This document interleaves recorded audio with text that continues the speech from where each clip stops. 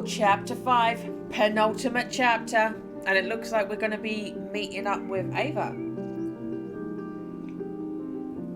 Record stealing stalker bitch. I'm Burglemantic here, and I'm continuing across the grooves.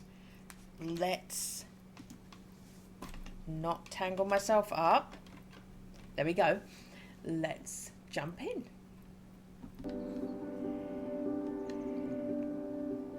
Oh, I am not even going to attempt that. That word. Yeah, I have no idea how the kata is how I'd pronounce the first part, but I have no idea what that second part is going to be. I crossed Camden with some trepidation. It's almost 6 in the evening, closing time at Yard Sale Records. The train journey from Inverness took me most of the day. I hadn't realised that Boleskine was so far to the north of Glasgow. I pushed open the door and entered the store to an enthusiastic welcome from Garrett. The store is almost deserted, but the resolutely funk soundtrack which comes from the speakers seems to be putting him in an extremely good mood. Oh, hello, Alice. Back already from Scotland? So they remember you? Yeah, I found what I was looking for. There was no reason to stay any longer. Are you here to see Alan? He's upstairs. It's been quiet, so he went up to place some orders. The first source of relief is that Gareth seems to still know me. Perhaps even better than he did before I listened to the record, considering how familiar he is when he addresses me. Second source of relief, Alan knows me too. Maybe he has answers to my questions. I climb the stairs. Alan sits at his desk. He looks up as I arrive. Oh, Alice, all right? Aren't you supposed to be in Scotland? Considering the way he's just greeted me, it seems that we're friends, Alan and I, in this new reality. I decide to try playing along. Yes, I came back early. So did you find the answers you were looking for about your record? I guess I can conclude that Alan knows about the record. That will make the rest of our conversation simpler. Yes, I found out where it is. However, I'm afraid that I've completely lost Ulysses' trail. Alan sits back in the chair looking worried. Alice, are you sure everything's all right? Why are you asking? Oh no, is Ulysses dead? Because, how should I put this? Oh my god!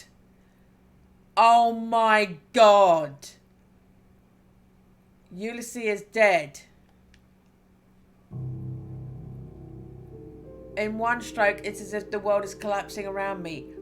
Oh my god! As soon as he said that, as soon as he questioned her after saying Ulysses' name, oh my god, I saw that coming. Alan looks distressed and turns away, allowing me the time to take in the information.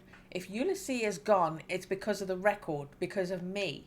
For a long time I stay there, tormented, confused, before I find the strength to ask, but what happened? It was 3 years ago, Alice, before we met. Your ex died in an accident. That's why you moved to London. That was how the other guy who listened to the record came back and found that his wife had died. Everybody who listens to the record too many times or makes the wrong decisions within the record has someone close to them die in an accident. Don't run away. Ask for explanations. Listen, Alan, this will probably seem pretty strange to you. I take a deep breath. But can you tell me briefly what's happened in the last 3 years?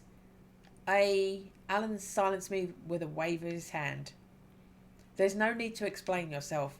You warned me that this might happen because of the record. What do you know about the record? What did I tell you about the record? Alan leans back in his chair, thinking. We only spoke of it once or twice. On the anniversary of the date of his death, it was always a difficult time for you. I got into the habit of spending the evening with you. Last year, we'd drunk a fair bit, and you ended up telling me everything. That your ex had found a strange record which allowed you to change your past. That the record had aroused the interest of some very unpleasant people. That the accident which cost Ulysses his life was maybe not an accident. She killed him! That perhaps one day you might come to see me having forgotten everything that had happened since you moved to London. You made me promise not to judge you, but to help you if that happened. And you believe me just like that, without question? Oh, of course, I asked you loads of questions. We've known each other a while now. I think I can say that we're friends. If a complete stranger had told me that incredible story, of course I wouldn't have believed them. But coming from you, Alice. Anyway, I'll do my best to fill in the gaps. What's the last thing you remember? I think back to listening to the record, to the moment in the past that it took me to. It was the summer about 3 years ago. I was with Ulysses and we talked about the record. Do you remember what you decided at that moment? I tried to recall. Ulysses, he'd realised that I'd come from the future. He decided not to leave me. What did I tell you exactly about the accident? You told me that maybe it wasn't an accident, that Ulysses had the record with him and that's how they stole it from you. They? Some kind of sect, apparently. You told me about someone called Ava, but you didn't know much more. After Ulysses died, you ditched everything to move to London. We met at Fox and Sparrow not long after you arrived. And so, can you tell me where I live? A little flat in Mayfair, not far from here. And were we...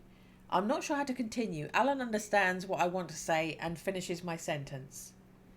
Were we together? When we met, I was still married. My marriage was already on the rocks, but messing around with someone else, no, that was out of the question. When the divorce became final, we had a thing together for a while. But it didn't work out? No, to be honest, I think you'd never properly mourned your ex. I can't seem to wrap my mind around the idea that in this reality, Ulysses is dead. I'm sorry. There's really no problem. We tried and it didn't work. Anyway, as you can tell, we're still good friends. I decide to plough on before an awkward silence has the chance to set in. Right, so what do I do for work? You work in a clothes shop in Carnaby Street. I instantly understand how my clothes taste would have evolved so far towards colourful and eclectic. Oh, okay. Alan frowns. Are you disappointed by the answer? Not at all. Just a bit surprised, that's all. I left for Scotland a few days ago, right? Yes. You told me you had a lead to find your record and that you had to go up there. You were going to meet someone who you hoped would have information for you. By the way, did you meet him, the great Arthur Pullman? Yes, and he was lovely. As I told you, he disclosed to me that the record's in Prague. What are you going to do then? I realise that I don't have any choice. Ulysses is dead in this reality because of me. I know I can't accept that information, not while I have the possibility to get him back. Not while I have the possibility to set things straight, to erase this reality, this fake world. Okay, let's make a prediction. I predict it's going to be like that movie, the Butterfly Effect film, which I haven't really seen all the way through, but I know how it ends. Spoilers for the Butterfly Effect.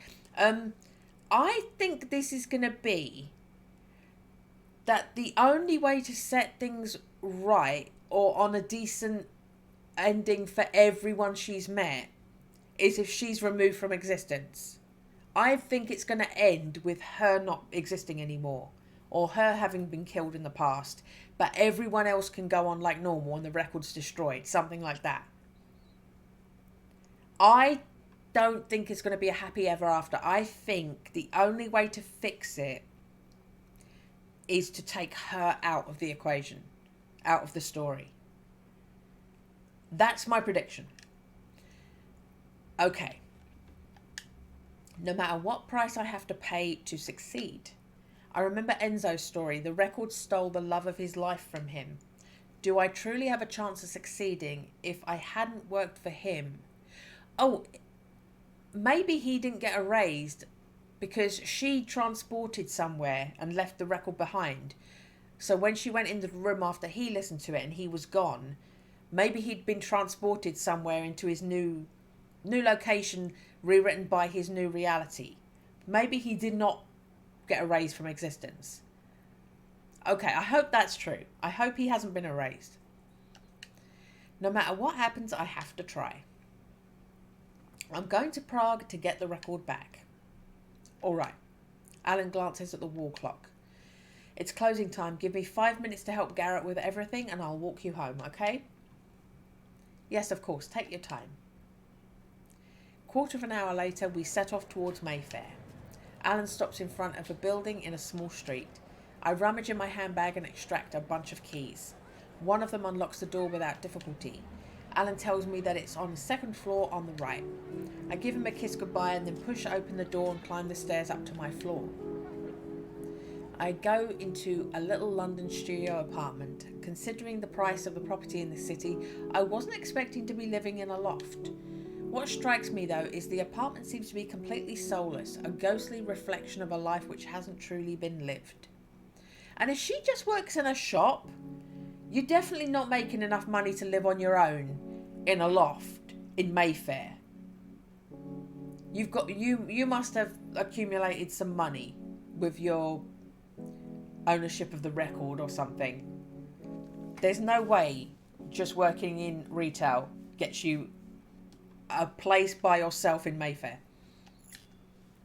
Apart from the clothes rack in the corner of the room, which overflows with colourful garments and a large poster of Bjork above the couch, the place seems strangely impersonal. Something ineffable reminds me of the apartment I shared with Jean-Baptiste in Bordeaux.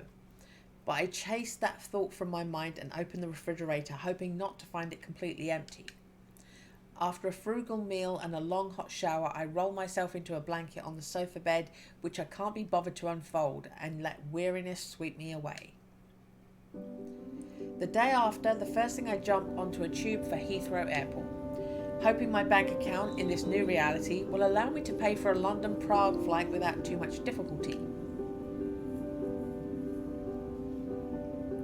It's already late when the bus from the airport drops me in and out. The first flight I was able to find left in the early afternoon with a time for check-in and all the security checks. When you add an hour of travel by public transport to get to the centre, the winter sun has almost set when I start walking down the long avenue alongside of Petrin Park. Just occurred to me, if I chose not to go back to London and to go straight to Prague, would I be doing this Prague bit without knowing that Ulysses was dead? Going to London, I found out that he was dead. Or is making the choice to go to London make him dead? I'm intrigued now for the other options that I've not chosen. Okay. Snowflakes begin to spin gently as I turn into a small street on the right to enter the heart of Malastrana, the lesser town which faces the old town across the river. The Lorenz mansion is a great 19th century edifice with a classically inspired colonnaded facade. On the front, oh god, there's that word again. On the front piece, embossed in gold, Greek letters spell out the words. I can't. I think that's what he told us in Scotland. I think it's that. I have two options. I could try the direct approach and ask to talk to Ava and try to convince her to let me listen to the record, or I could try to get into the building and hope to find the record and a record player before the occupants detect my presence. In both cases, my chances of success look pretty slim. Discreetly, I decide to opt for stealth. I can't see myself getting what I want by pushing open the door and requesting it from Ava, especially since I have nothing to negotiate with in return. I linger on the sidewalk opposite in the cold, trying to figure out the best approach. Obviously, with the winter weather, none of the ground floor windows will have been left open. I notice that there's a small door on the other side of the building and that some solitary individuals seem to use it occasionally. Seizing my courage, I wait for a few moments after the last person have gone in before pushing open the door. It leads into a small entrance hall with a doorbell. I ring, then go into a second long room with a counter on the right for a cloakroom. A man in a uniform suit greets me in English, tinged with a slight Czech accent, and asks me to leave my belongings with him. I hand over my bag and coat. In exchange, he holds out a numbered token and what seems to be a large piece of shiny black fabric, impeccably folded, with a plain white Columbia mask placed on top of it. Columbina mask placed on top of it. This evening promises to be rather Kubrickian. As I suspected, the fabric turns out to be a large cape which I slip on before donning the mask. The next room is a large salon. The walls hung with black and dressed with woodwork and mouldings. About 30 people dressed in what seem to be ritual garments are gathered in small groups holding glasses of champagne. Most of them wear black capes, like the one I've been given, but I also notice one person with a red cape and 2 others with purple capes and silver masks, probably to distinguish their ranks within the organisation.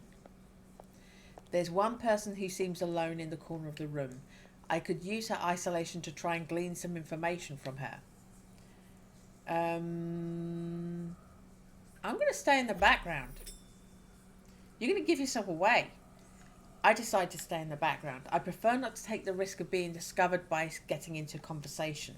I take a glass of champagne as a waiter passes me, and then I slip away to a corner of the room, waiting to see what will happen next. I've got no idea where the record is being kept, but it would seem that I've happened upon the evening when it's presented with great pomp to the lodge members, which gives me the perfect opportunity to try and get it back. Conveniently good timing. I try to eavesdrop on the conversations around me. The group next to me are speaking in reasonably fluent English, and I think I can make out different accents, which leads me to believe that the lodge members have come from all over the world for this occasion. It would seem that Ava has called for an extraordinary council for some reason which my companions at the soiree aren't aware of. I'm immersed in listening discreetly when I feel a hand on my shoulder. A man, his costume now removed, looms over me. He speaks in a calm, firm voice, his English tinged by an East European accent. If you would follow me, Alex. Oops, my discreet approach has failed. I take a moment to weigh up my options. I've got no plan B. I don't think kicking up a fuss will help me here. The man appears to understand what's going through my head because he adds, "Don't be a fool, Alice." I let out a sigh. Fine. I allow him to escort me upstairs. As soon as we're out of sight of the other lodge members, he catches hold of my cape and pulls it off roughly. "Your mask, please." I obey. We take one corridor, then another, before entering a large office. Ava sits on the other side of the room, writing on a sheet of paper. The record is next to her on the desk. She stops writing. Thank you, Jacob. I don't know what you hope to accomplish, Alice, but we spotted you while you were contemplating how to enter the building. Be ironic. You should have come straight out and got me. It would have saved me from waiting in the cold. Ava smiles. I was curious to see what you were going to do. To be perfectly frank, I've been expecting your visit. You've given us quite a hard time, you and your friend. What was his name? Ulysses. I turn to look at Jacob, who stands behind me. He looks away. Yes, that's it, Ulysses. Tell me, Alice, how did you find out that the headquarters of the lodge were in Prague? We generally manage to be inconspicuous. It would seem that nothing stops you. I'm not going to sell out Arthur. None of your business. I didn't come here to tell you about the schemes I've had to use to find you. Very well. In that case, let's get to the point. I don't know how familiar you are with the technicalities of our Brotherhood's mysteries, so I'm going to try to explain things simply and precisely to you. As you can imagine, I'm a very busy woman, and you haven't chosen the best day to grace us with your presence. It has been brought to my attention that one of our brothers, Jacob Novak here, is responsible for the accident which cost your partner his life in the last emanation. I suppose that your presence here, as well as your renewed determination to steal the chorus from us, is very certainly linked to this tragic death. Is it not? Get angry. How can they speak of someone's life and death in such a detached way? I turn towards Jacob, ready to explode. How could you do it? What happened? Jacob lowers his eyes and murmurs. I'm sorry. The man seems genuinely devastated by the situation. It helps me to realise that I'll achieve nothing by letting myself get upset. Ava continues to speak as I try to calm myself.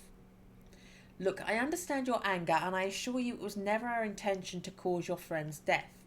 In fact, if you'd allow us the chance to redeem ourselves, I have a proposition for you, Alice.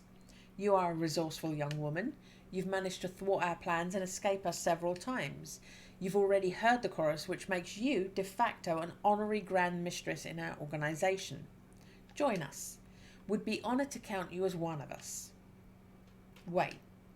After all the enmity between us, after pursuing Ulysses for years, you're actually suggesting that I should join your organisation? To be honest, most of all, I'm thinking of your capacity for causing trouble. Of course, if you accept, you will have access to the chorus as much as other members who have reached the rank of master within the lodge.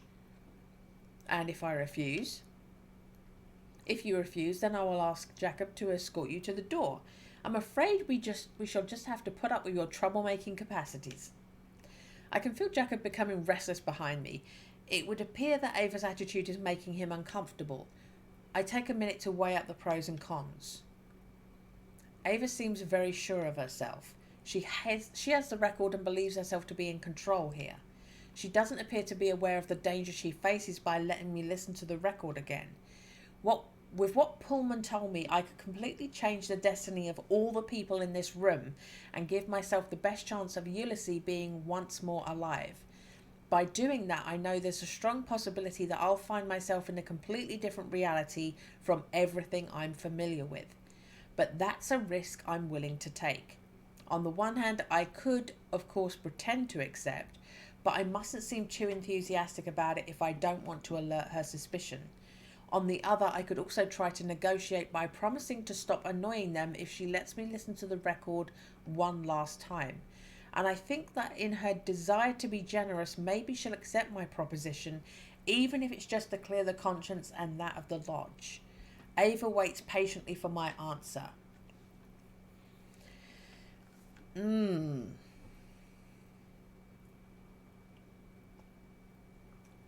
Do I get to listen to the record again either way? I am going to 8-ball this. I've no idea. Okay.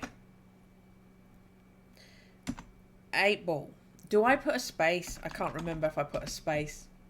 Do I accept? Most definitely.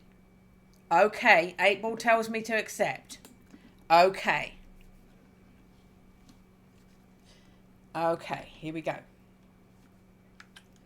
Accept. Very well, I accept your proposition. Really? That's wonderful.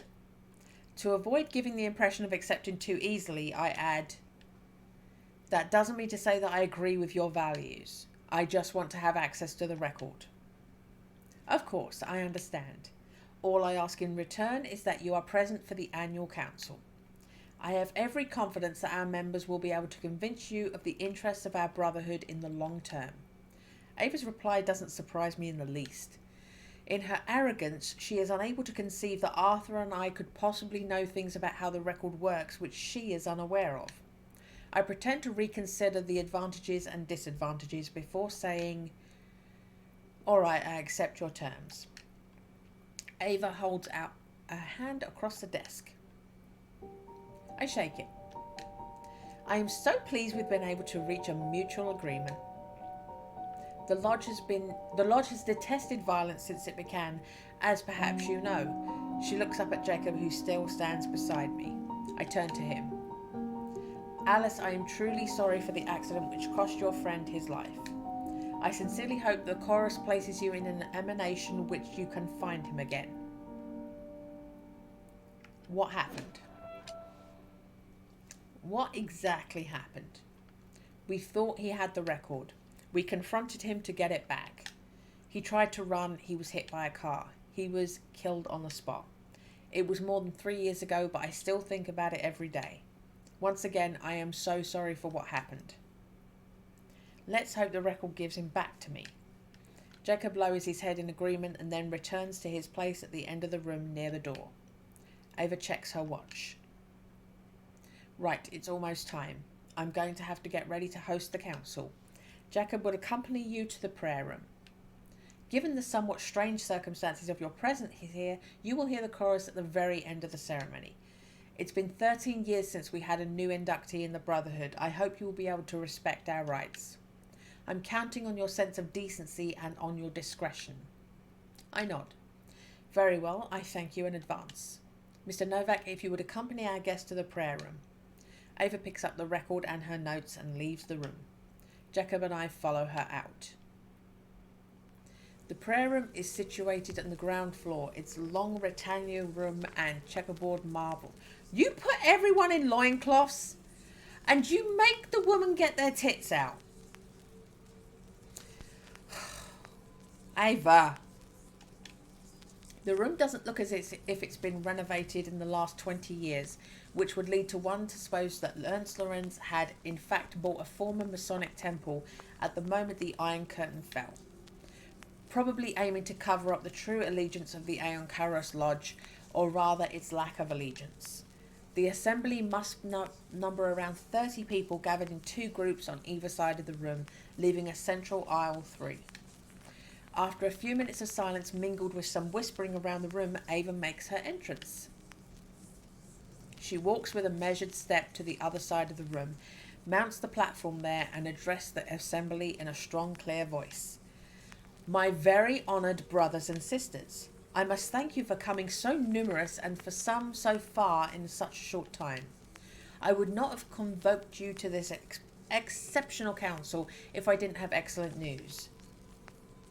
Since the death of our sovereign protector Ernst Lorenz, we have moved heaven and earth to find it. Today, it gives me great joy to tell you that the chorus has finally been returned to us. After long crossing of the desert, the Aeon Karos Lodge will finally be reborn. All of you here, the most loyal, who have kept faith in the Brotherhood, in the teachings of my father, in my government as a second sovereign protector, all of you will be rewarded when your time comes by the knowledge of the chorus. She holds out her hand towards us. For this first ceremony in 13 years, we have two beneficiaries, our brother Jacob, who joined the lodge a little over 10 years ago, and our brother Alexander, who represents the new blood of our organisation. Both have been instrumental in the recuperation of the chorus, and the Grand Council has decided to reward them for their devotion to our cause. They will thus be the first to be liberated from the false world and rise above the chaos of the multiple emanations of the physical reality. Jacob stands up and approaches Ava, genuflects, and then goes to sit on the throne.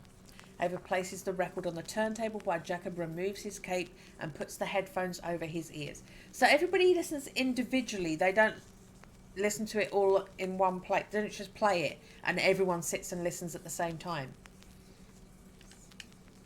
Brother Jacob, are you ready to no longer be the slave of the false creator, to take yourself from the emanations of the false world and receive the light of knowledge?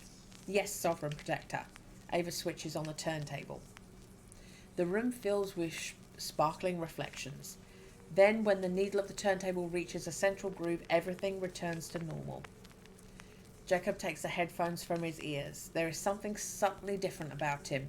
Perhaps his stubble is a little less closely shaved, or his hair was slightly less peppered with grey. Or maybe it's something in his posture. The assembly applauds as he rises and goes to sit on the left of the stage with the two people who wear the purple capes. The ritual repeats itself for my other neighbour, Alexander. Once again, the strange shimmering in the air which stops when the record ends.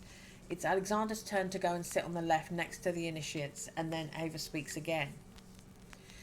As is the custom, I will take my turn to hear the chorus. As Sovereign Protector of the Aeon Karos Lodge, my role is to perpetuate our community and to make it grow. That is why I am going to make myself place the lodge in the most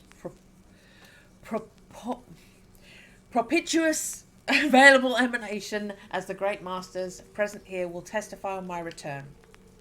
Ava sits, puts the headphones on, and starts the record. For the third time, the air begins to vibrate with glittering particles. This time, the room also seems to change. Heavy velvet drapes appear on the wall. The furniture becomes more opulent. When the record ends, the assembly applaud, and the room, which half was empty, is now full, suddenly holding a multitude of new caped initiates. For the first time, I am fully conscious of the danger the record represents, put in the wrong hands. If Ava is as ambitious as Arthur Pullman believes, the Aeon Karos Lodge could quickly concentrate so much wealth and influence that she would become uncontrollable. She lays the headphones on the table and notices that her hair has grown, intensifying her air of great pagan priestess. Before closing this council, I would like one last person to hear the chorus. We have among us this evening the previous guardian of the record who lost someone dear to her heart in a previous emanation. When she arrived at the lodge door earlier, I asked her to join her ranks. She accepted my proposition. In order to make her investiture official, the Board of Masters and myself, Sovereign Protector of the Aeon Karos Lodge, have decided she will also hear the chorus this evening. Ava gestures to me to approach. Alice, if you would take your place. I sit on the throne, place the headphones over my ears, then I start the record. A guitar note pierces the air. Almost feedback.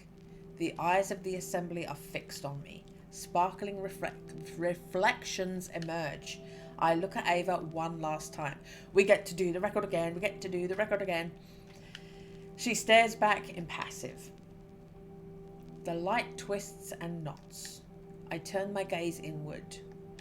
Your hair's gone blonde. Searching for Ulysses.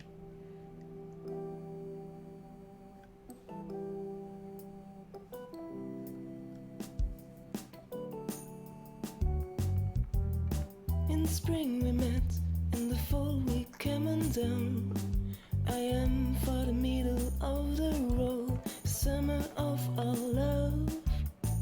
Sunset over the roofs, stars shimmering like mirages. The golden hour, the right time, the time to put the record clean, the time to bring you back from the mists of oblivion. A new emanation. I put the headphones down as you enter the room.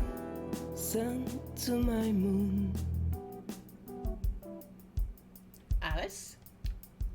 Ulysses comes into the room as the record I'm listening to ends. I remember this moment. What I hadn't noticed the first time I lived this moment was the record that he has under his arm. A 7-inch with a white sleeve. I thought you were going out this evening. He walks over to me, bends down to my height and plants a kiss on my lips. His hands tremble slightly. He seems shaken. Get to the point. Ulysses, I don't have much time and I have a lot to tell you. Ulysses backs off and looks at me concerned. What do you mean? What is it, Alice? I point at the record which he has laid on the coffee table. Have you listened to it? Yes, I just bought it. It's part of a batch of psychedelic, a big collector by the bay. It was the weirdest experience I've ever had. But how do you know about the record? It's an acetate, probably unique. Ulysses, what I'm going to tell you is going to be hard to believe, but I'm going to ask you to trust me. Ulysses nods and replies without hesitation. Of course, Alice tells me. Be completely frank. I've come from the future, Ulysses. The record allows you to change your past when you listen to it. In this future, you're dead because of this record. Alice, you're scaring me. I'm very serious. My time here in this moment is limited. It's vital that I listen to the record before I get sent back to the present, to avoid that the future I come from happens again. I'm going to ask you to promise me just one thing. When I finish listening to the record, you take it and you disappear. I disappear? Leave Bordeaux. Don't try to learn more about the record. Just keep it in a safe place, please. It's the only way, Ulysses. I'm sorry. With a bit of luck, I'll still have the memory of the future after I listen to the record, in which case I'll tell you everything. But if I don't, I'm going to ask you to trust me. I take the record from the coffee table and put it in place on the turntable. I pick up the headphones and before putting them over my ears, I glance at Ulysses one last time. Give him a sign of affection. I lay down the headphones, go over to Ulysses and take him in my arms tight. Find me in 4 years. If I haven't been able to tell you everything before that, I'll explain everything then. He returns my embrace before kissing me passionately. I sit by the record player and prepare to put on the headphones. Alice, wait, please. I pause. You know you have all my love and trust, but do you realise what you're asking of me? A sigh escapes me. Ulysses, I'd like to have the time to tell you more, to tell you everything, but my consciousness could leave this moment in our past at any minute, and if I haven't listened to the record before that, it would be a catastrophe. Ulysses watches me with bewilderment as I finish putting on the headphones. Unless it's sadness or simply affection. I hesitate for an instant as I pick up the tone arm before I remind myself that I have no choice. I don't have the right to hesitate, nor to change my mind. I don't want to let Ava have the record. I want to make it as likely as possible that Ulysses will still be alive in my new present, even if it's at the expense of my reality, or my identity. I take a deep breath then, with renewed determination, I place the needle in the groove. The music hits me and engulfs me like a wave of sound. The living room of our little apartment gleams as though filled with underwater sunlight. The air vibrates and the sonic surf which submerges my consciousness. I'm carried away on the tide of the last rays of sunset vanish behind the Bordeaux rooftops.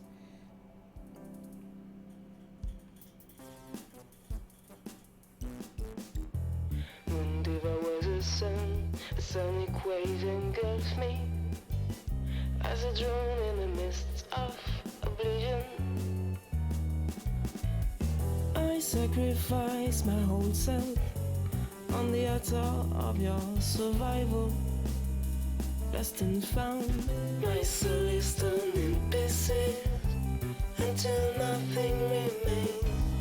My old self is lost. I'm laid bare before the creation. Someone is by side, asking for my affection, to share the days, to share the nights of my new reality.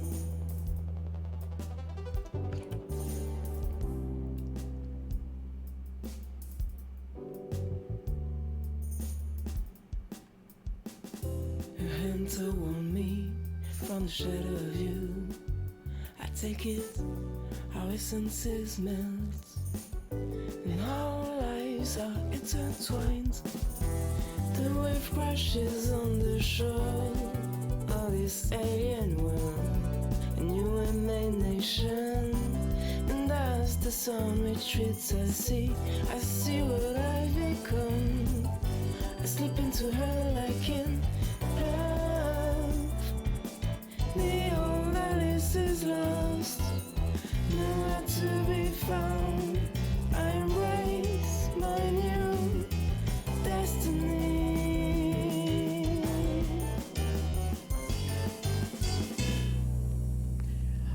I chose the Italian lesbian. Are we with the Italian lesbian now?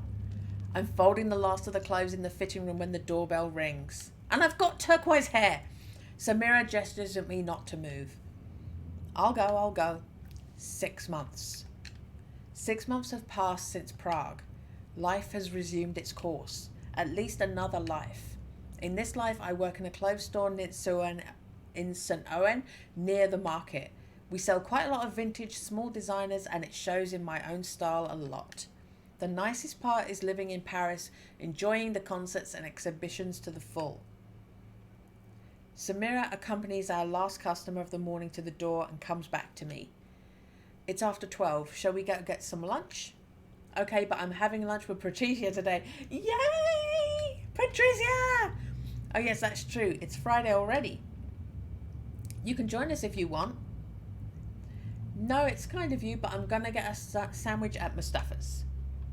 Okay.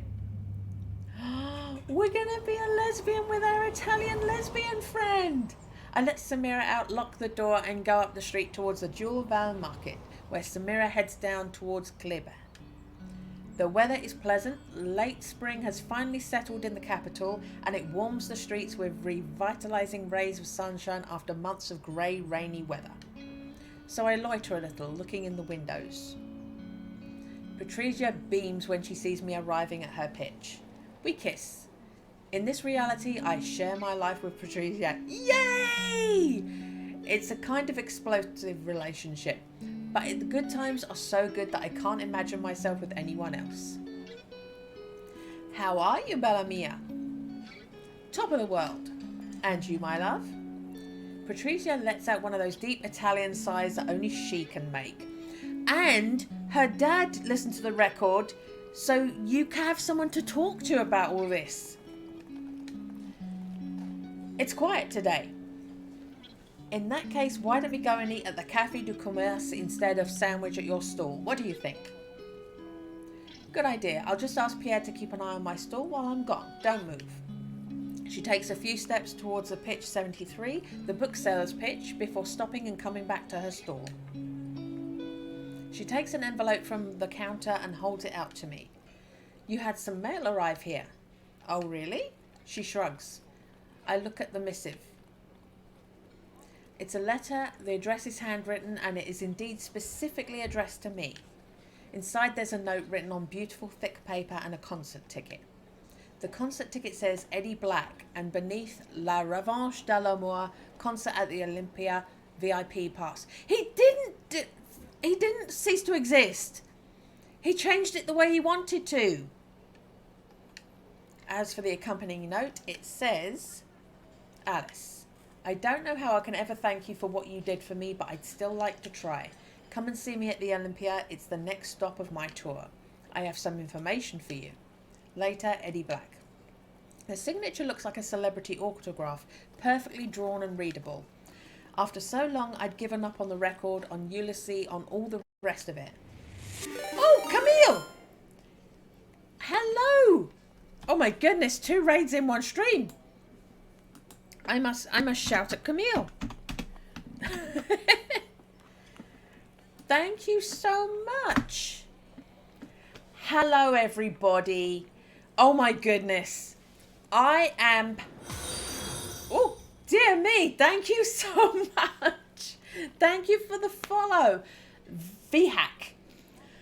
I am playing a visual novel game about a record that sends you back in time where you can make changes, and everybody wants the record, and it's coming. This is the penultimate chapter. She's just listened to the record and then listened to the record again while back in time. So she's changed her past, she's changed her present, she's now a lesbian with an Italian lover, and I'm very happy about it.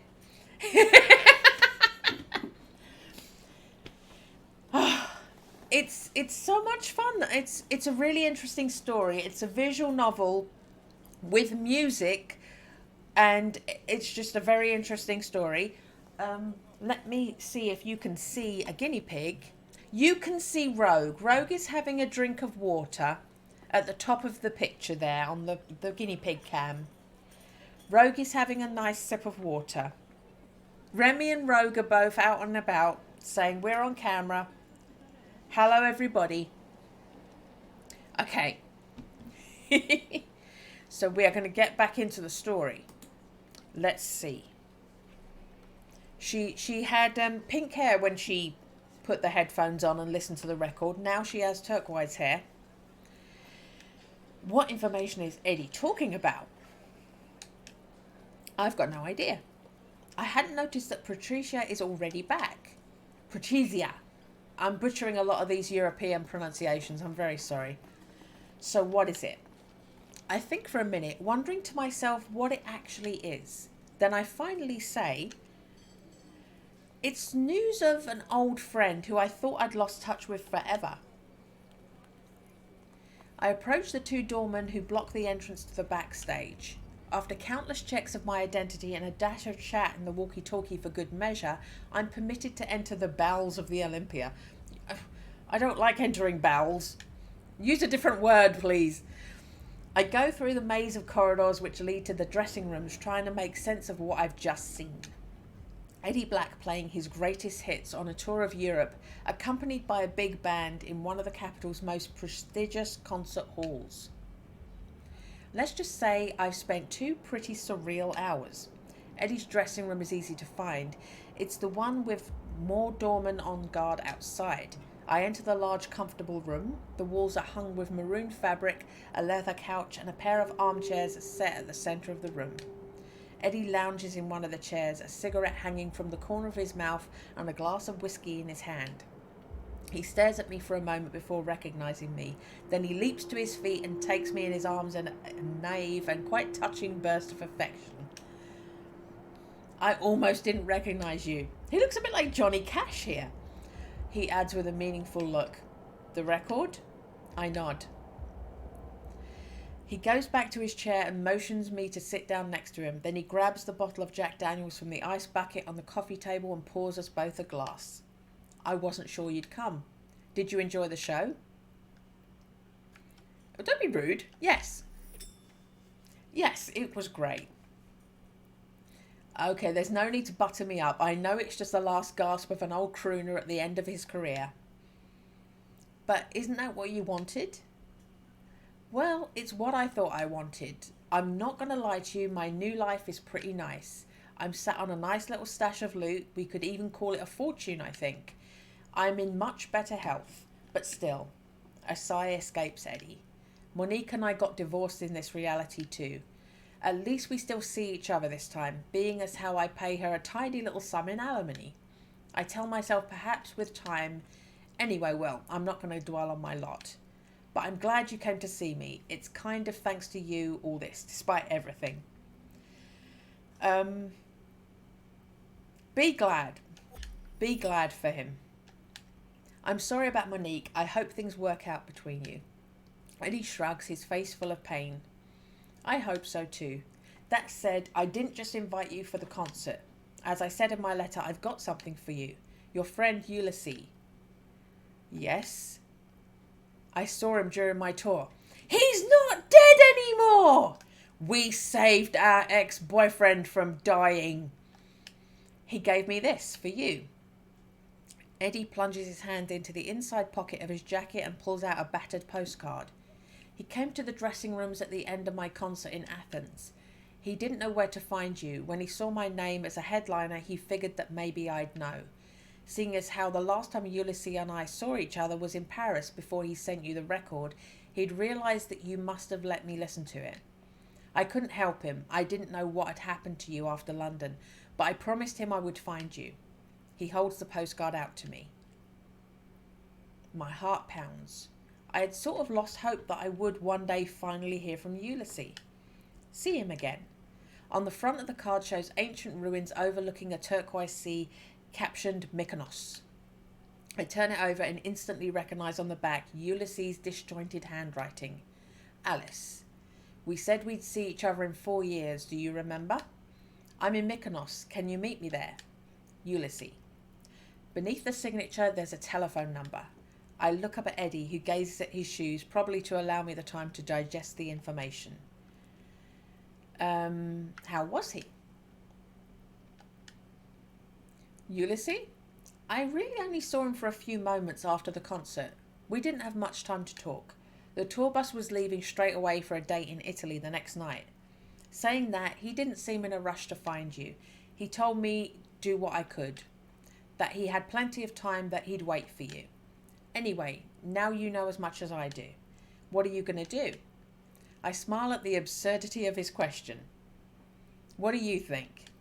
I'm going to jump on the first plane to Mykonos. A new emanation. I put the headphones down as you enter the room. Sent to my moon.